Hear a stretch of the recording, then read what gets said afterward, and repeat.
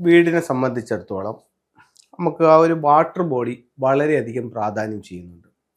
ഒരു water body അതിൻ്റെ യഥാസ്ഥാനത്ത് വന്നു കഴിഞ്ഞാൽ ഒരുപാട് സൗഭാഗ്യങ്ങൾ അതിലൂടെ ഉണ്ടാവുകയും അതേസമയം ആ വാട്ടർ ബോഡിയുടെ ഡയറക്ഷൻ തെറ്റിപ്പോയാൽ ഒരുപാട് ദോഷങ്ങൾ ഉണ്ടാവുകയും ചെയ്യും.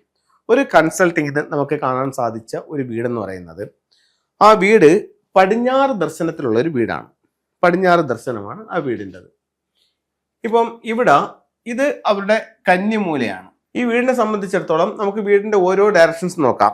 ഇത് അവർക്കൊരു കാർ പോർച്ചാണ്.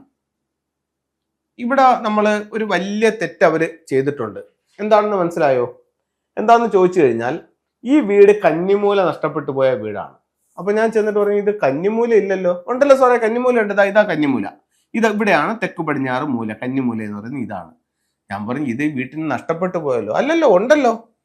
ഞാൻ പറഞ്ഞു, ഒരു വീട് പണിയുമ്പോൾ ഒന്നുകിൽ അത് സ്ക്വയറോ റെക്ടാങ്കിൾ ഷേപ്പിലോ ഇരിക്കണം.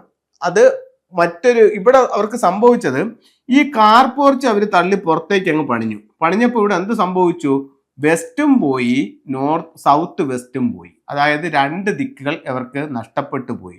അപ്പൊ വീട് സ്ക്വയറോ റെക്ടാങ്കിൾ ഷേപ്പിലോ വരണമെങ്കിൽ ഇങ്ങനെ വരണ്ടായിരുന്നോ?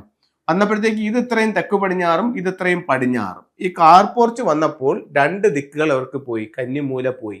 കന്നിമൂല പോയപ്പോഴത്തേക്ക് ഇവർക്ക് പൈസ കയ്യിൽ നിന്ന് പൊയ്ക്കൊണ്ടേ ഇരിക്കുകയാണ്.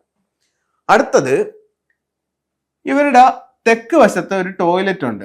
ഫംഗ്ഷു പ്രകാരം തെക്ക് വശത്ത് ടോയ്ലറ്റ് വരുമ്പോൾ പേരിനും പ്രസിദ്ധിക്കൊക്കെ മങ്ങലേക്കും എന്നാണ് പറയുന്നത്. എന്താ ചെയ്താലും നമുക്കൊരു പേരോ പ്രസിദ്ധിയോ ഇല്ലാത്തൊരവസ്ഥ ഉണ്ടാക്കും. ഇവർക്ക് വടക്ക് വശത്ത് ടോയ്ലറ്റ് ഉണ്ട്. ഇതെന്ത് ചെയ്യും? തൊഴിൽ സംബന്ധമായിട്ട് തടസ്സങ്ങൾ ഉണ്ടാക്കും.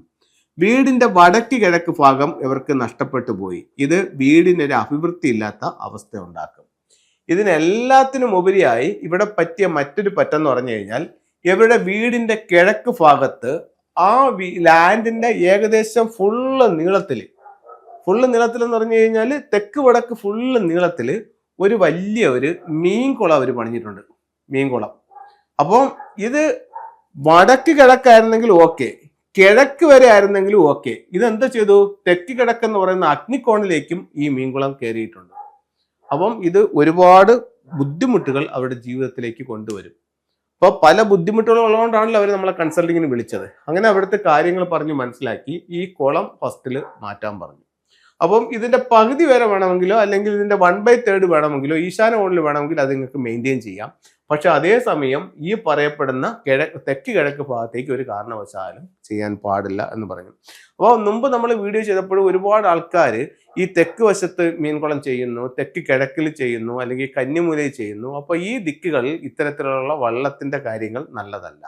അപ്പൊ നമ്മൾ എന്ത് ചെയ്താലും അത് നമുക്ക് വാസ്തു അനുയോജ്യമായിട്ടുള്ള രീതിയിലാണ് ചെയ്യുന്നതെങ്കിൽ കൂടുതൽ സൗഭാഗ്യങ്ങളെ നമുക്ക് കൊണ്ടുവരാനും, വാസ്തു വിരുദ്ധമായിട്ടാണ് അത്തരം ചെയ്യുന്നതെങ്കിൽ നമുക്കത് അറിഞ്ഞൂടാ പോലും അതവിടെ ബാധകമില്ല. എനിക്കത് അറിയത്തില്ലായിരുന്നു, തെക്ക് കിഴക്ക് വെള്ളം പാടില്ല എന്ന് എനിക്ക് അറിയത്തില്ലായിരുന്നു. അങ്ങനെ അറിഞ്ഞൂടാ എന്നുള്ളതിനൊരു ഇതില്ല. അറിയാമെങ്കിലും അറിഞ്ഞൂടെങ്കിലും അവിടെ വെള്ളം വന്നു കഴിഞ്ഞാൽ ഇത്തരത്തിലുള്ള നെഗറ്റീവ് സംഭവങ്ങൾ നമ്മുടെ ജീവിതത്തിലേക്ക് കൊണ്ടുവരുമെന്നുള്ളതാണ് വാസ്തുവിൽ. ഫംഗ്ഷയുടെ ചില ടൂളുകൾ നമുക്ക് നോക്കാം. ഇത് 8 എന്ന് പറഞ്ഞ ഒരു സിമ്പിൾസ് ആണ്. ഇത് സാമ്പത്തികമായിട്ട് അഭിവൃദ്ധിക്ക് വേണ്ടിയിട്ട് സൗത്ത് ഈസ്റ്റ് കോർണറിൽ നമുക്ക് ഉപയോഗിക്കാം. അടുത്ത മറ്റൊരു സിമ്പിൾ എന്ന് പറയുന്നത് ഡബിൾ ഹാപ്പിനെസ് എന്ന് പറയുന്നതാണ്. ഇത് നമുക്ക് വെസ്റ്റ് ഡയറക്ഷൻസിൽ ഉപയോഗിക്കാം. ഇത് നമുക്ക് സൗത്ത് വെസ്റ്റ് കോർണറിൽ ഉപയോഗിക്കാവുന്നതാണ്. കുടുംബാംഗങ്ങളുടെ ഐക്യത്തിന് വേണ്ടിയിട്ട് ഉപയോഗിക്കുന്ന ഒരു സിമ്പിൾസ് ആണ്. മിസ്റ്റിക് നോട്ട് എന്നാണ് ഇതിന്റെ പേര്. ഇത് നമുക്ക് ഒരു വെൽത്ത് ഷിപ്പാണ്. സാമ്പത്തികമായിട്ട് അഭിവൃദ്ധി നേടാൻ വേണ്ടി സൗത്ത് ഈസ്റ്റ് കോർണറിലായിട്ട് ഉപയോഗിക്കാം.